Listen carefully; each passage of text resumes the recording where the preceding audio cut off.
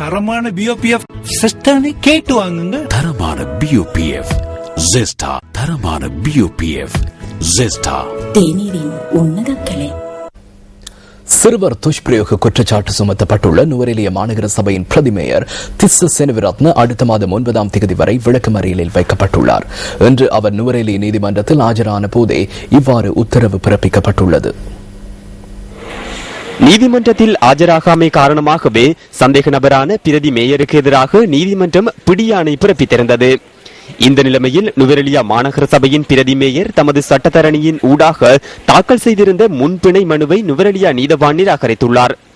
4 சிறுவர்களை துஷ்பிரயோகத்திற்கு உட்படுத்தியதாக சந்தேக நபரான பிரதி மேயருக்கு எதிராக முறைப்பாடு கிடைத்துள்ளதாக தேசிய சிறுவர் பாதுகாப்பு அதிகார சபையின் போலீஸ் பிரிவு நீதிமன்றத்தில் இன்று அறிவித்துள்ளது. சந்தேக நபரான பிரதி மேயரினால் துஷ்பிரயோகத்திற்கு உட்படுத்தப்பட்ட சிறுவர்களின் பெற்றோர்கள் மற்றும் பிரதேச மக்கள் ஒன்றிணைந்து நுவரெலியா நீதவான் நீதிமன்றத்திற்கு முன்பாக இன்று எதிர்ப்பு ஆர்ப்பாட்டத்தில் ஈடுபட்டனர்.